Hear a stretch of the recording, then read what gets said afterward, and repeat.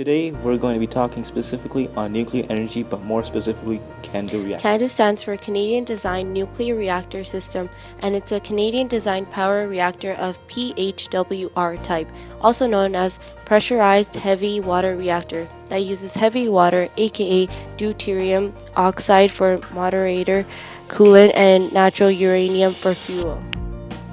The CANDU reactor uses naturally occurring radioisotopes of uranium-235. It's a mixture of these isotopes.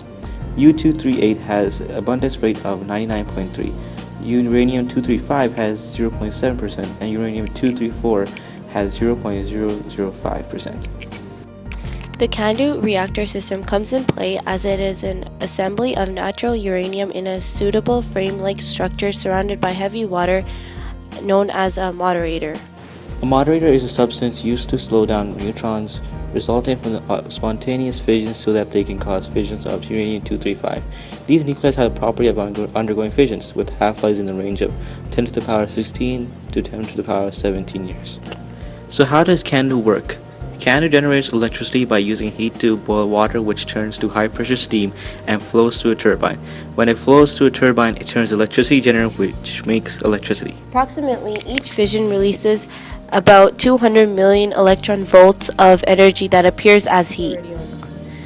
Chemical energy, which is the heat, is converted to kinetic energy and then to electrical energy. Example of similar station is a hydraulic station, which converts the gravitational potential energy of water to kinetic energy and then to electrical energy. Why do we use heavy water in the CANDU reactors? Heavy water is used to moderate the reactor. Heavy water has the ability to run on a variety of fuel types and many of its inherent safety features. The heavy water undergoes nuclear fission when slow neutrons collides with its nucleus and forms two lighter nuclei. Let's dig a bit deeper into uranium, the element used to power the CANDU reactors. The nucleus of uranium has 92 protons, and they all want to get out as far as they can from each other as possible. Since uranium is a mildly unstable element, it radioactively decays at a very slow rate, which is measured in billions of years.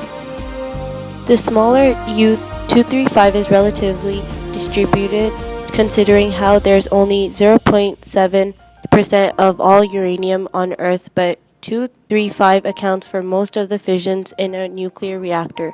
This occurs because of the high probability of fission occurring in uranium-235, particularly for neutrons of slow speeds. The nuclear equation for uranium-235 happens when a neutron particle bombards with the uranium-235 to yield krypton-92 and barium-141, and 3 neutron particles occur. This reaction produces more neutrons and releases a considerable amount of energy, and when the new neutrons are released, they travel too quickly to cause further fission reaction. CANDU reactors are all good, but some hazardous waste produced by nuclear reactors are problematic.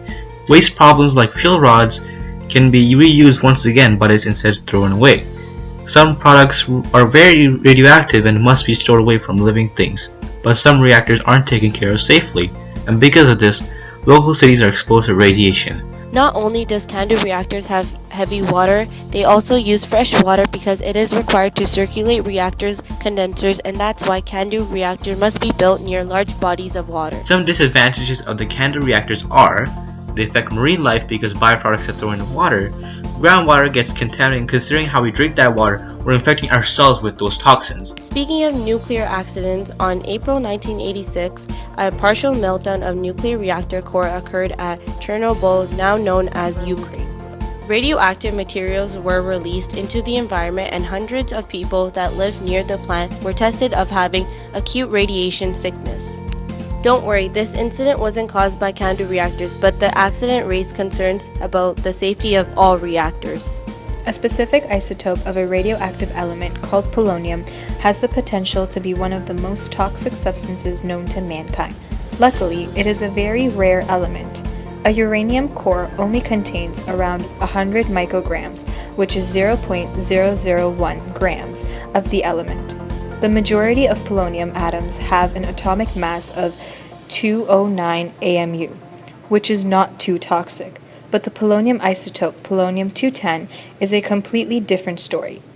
To put into perspective, hydrogen cyanide is a very well-known, highly poisonous compound, but when matched milligram by milligram, polonium-210 proves to be 250 billion times more toxic. It is estimated that 1 gram of polonium-210 can kill up to 50 million people and make 50 million more terminally ill. Once inside, it concentrates on damaging red blood cells, then moves to the liver, kidneys, bone marrow, and gonads. Here are some specific cases in which polonium-210 has shown to be incredibly disastrous. The case of Alexander Litvinenko is quite recent and very popular for spreading awareness on polonium poisoning. As a former member of the Federal Russian Security Service, Litvinenko met with 2 former KGB officers for a business meeting at a sushi restaurant. There, one of the officers slipped a small, odorless, and tasteless substance into his tea, from which he took just a couple sips. For several days after the meeting, Litvinenko experienced severe diarrhea and vomiting. At one point, he was unable to walk without assistance. He was hospitalized and tested for traces of gamma rays, but none were found. He died a painful death on November 1st, 2006, 3 weeks just following the meeting. Just hours after his death, the doctors confirmed his cause of death to be polonium-210 poisoning, as they had discovered alpha-emitting substances in his body. This case showcases how quickly polonium-210 poisoning affects a person's ability to function and the various symptoms associated with it. Yasser Arafat was a Palestinian world leader who fell terminally ill on October 12, 2004 and passed away shortly after on November 11, 2004. The cause of Arafat's death is a very controversial topic, as to this date, the cause of his death has been not confirmed. Many theories have been speculated, out of which polonium-210 poisoning seems to be one of the most relevant and likely.